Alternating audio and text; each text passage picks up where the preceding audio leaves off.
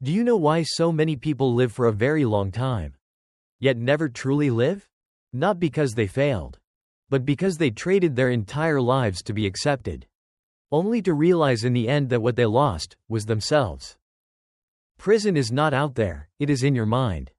There is a truth very few people dare to say out loud. Not because it is complicated, but because it is painful.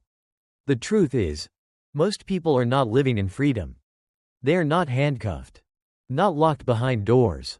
No one is stopping them from walking outside. And yet, they are imprisoned. Imprisoned inside their own minds. You may be listening to these words right now in a safe room. With electricity, internet, food, a job, a family. On the surface, there is nothing you would call a tragedy. But deep inside, there may be a familiar feeling you rarely dare to name. A feeling as if you are living a life that is not entirely yours. You wake up every morning and do the things you are supposed to do. You say the things you are supposed to say. You choose the paths that are considered right. But there is a part of you that is always being suppressed. A part that knows very clearly, if you could choose again, you would not live like this. And then you comfort yourself. Everyone lives this way. You look around and see many people just like you. So you continue. That is exactly how a mental prison works. It does not need guards. It does not need bars. It does not need a sentence. It only needs one thing: the fear of being judged. Fear of being seen as different. Fear of being labeled a failure. Fear of disappointing your parents. Fear of neighbors talking. Fear of losing your friends' respect. Fear of making one wrong step and never being able to turn back. So you create rules for yourself. You shrink yourself. You resize your dreams to make them fit. No one forces you. But you still do it. And the scariest part is, you do it for so many years that you forget what freedom even feels like. The most dangerous prison is not the one where you are locked up without knowing why. It is the one where you are locked up for so long that you begin to believe this is normal life. You can recognize that prison through very reasonable sounding thoughts.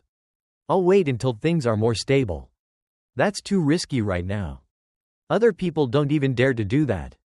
Better to settle and keep things peaceful. These thoughts are not wrong.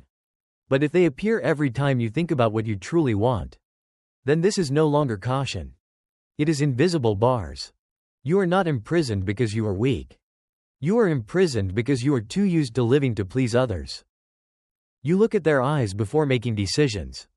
You consider their feelings before listening to yourself. You edit who you are to be more acceptable. And slowly, you no longer know where your real self ends and the edited version begins. The most painful thing is not that you have not succeeded yet. The most painful thing is that you are no longer sure what you are even trying for. There are people out there who are successful, respected, and by the book. But when night comes, when the noise fades, they lie there with a question they are afraid to say out loud. If this weren't for other people, would I still want to live this life? That is the question of someone who is in prison, even though the key is still in their hands. The prison in the mind does not destroy you all at once. It drains you slowly, empties you gradually, dims you bit by bit, until one day, you no longer have the strength to dream. And then you call it maturity. But the truth is, no maturity ever requires you to abandon yourself. If you are listening to this and feel something uncomfortable, something that hits close, something true but hard to swallow, then perhaps a part of you is knocking. And if you dare to stay, to keep listening, you may realize something important. That door was never locked. Before we continue, if you find content like this valuable, please subscribe to support the channel. Your support is the motivation for us to keep creating deeper, more honest, more impactful videos in the future. And now, let me ask you a small question. You don't need to answer me. Answer yourself. Then leave your answer in the comments. What do you think imprisons people more? A. Circumstances and living conditions. B. Fear and the judgment of others. Comment A or B below. In the next part, we will go straight into an even more painful truth. What happens when you live your entire life as someone who is not you? The greatest tragedy living a life that is not yours. There is a kind of pain that does not make you cry out. It does not knock you to the ground. It does not stop you immediately. It simply lets you keep living, but heavier every day. That is the pain of living a life that is not yours. It does not come in a big disaster. It comes slowly, quietly, patiently. At first, you are just a little more tired.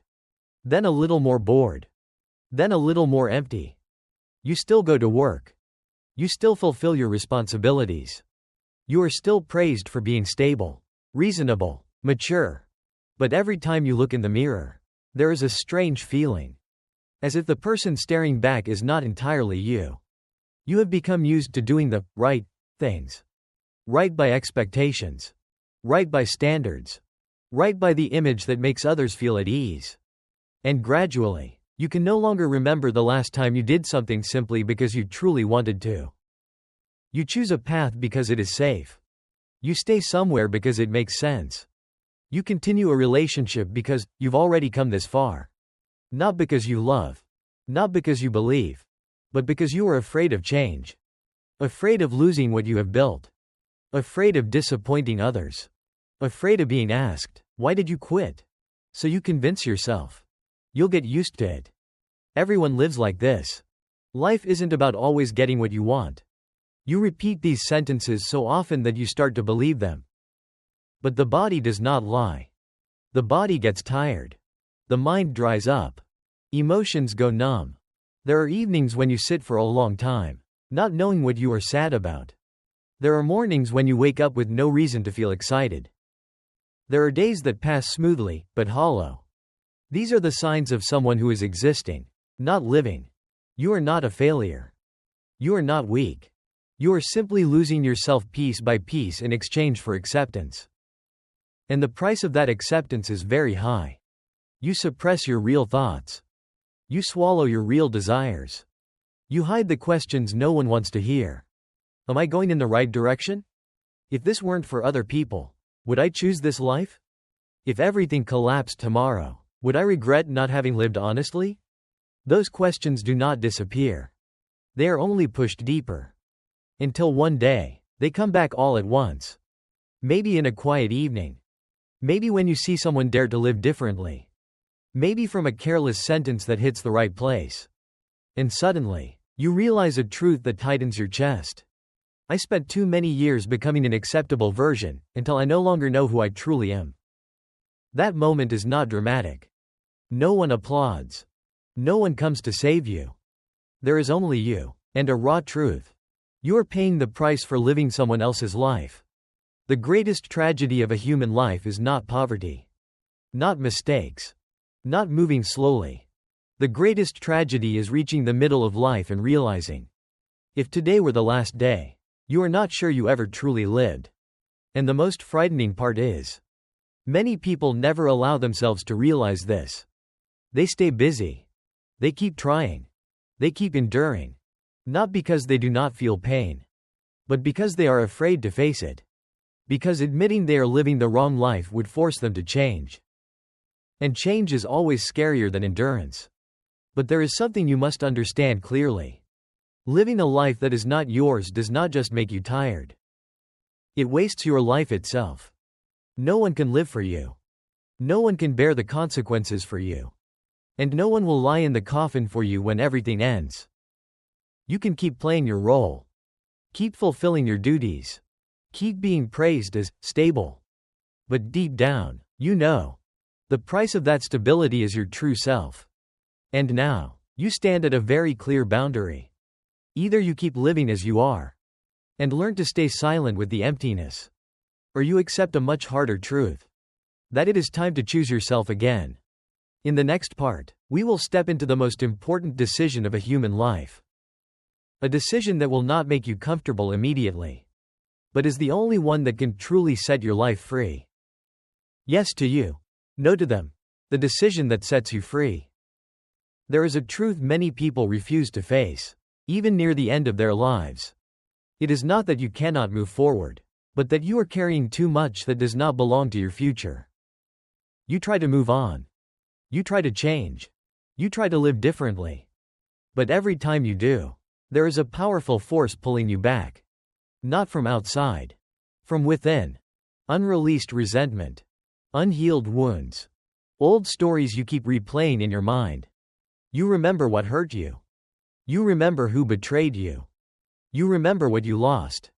And even if you say you are fine now, your body knows you are not.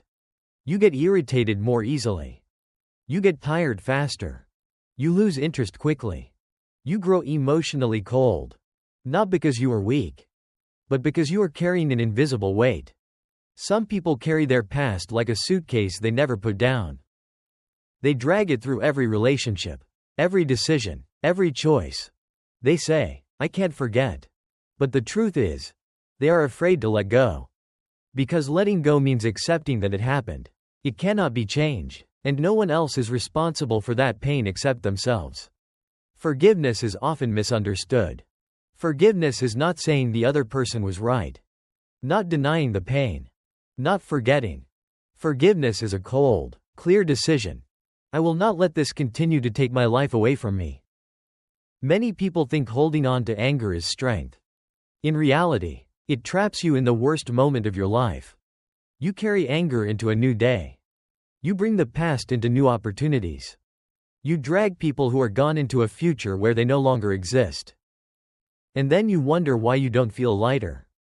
No one tells you this. Anger consumes an enormous amount of life energy. Energy that could have been used to build, to love, to live, to move forward. Instead, you use it to fight things that no longer exist. You cannot begin a new life while your hands are still gripping an old door. Letting go is not weakness. It is the act of someone who understands. They no longer have time to live for the past. Time is not on your side. Not to scare you, but if no one says this, you will keep believing you have plenty of time. There is room for only one person in the coffin. No one lies there for you. No one lives for you. When everything ends, the only thing that remains is how you lived the time you had. Many people wake up only when it is too late. When the body is no longer strong. When choices are limited. When they realize they spent their whole lives enduring, restraining, surviving, but never truly living. The solution is not moving faster. Not trying harder. Not becoming someone else. The solution is simple, but difficult. Put the past down. Not to erase it, but to stop carrying it forward. You do not need to forgive anyone immediately. You only need to do one thing first. Admit that this pain is holding you back. Then ask yourself honestly, am I willing to keep paying for this for another 5 years? If the answer is no, then you already know what to do. Letting go does not take anything away from you. It only gives back what you lost long ago, the right to live lightly. You do not need to live perfectly. You do not need to live for everyone else. You only need to live truthfully for yourself. And if there is one final thing to say, it is this. Do not waste a human life holding on to what hurt you. Do not carry the past into the future. Do not reach the end only to realize you lived very hard, but never for yourself. Letting go does not make you weaker. Letting go is when you finally begin to live.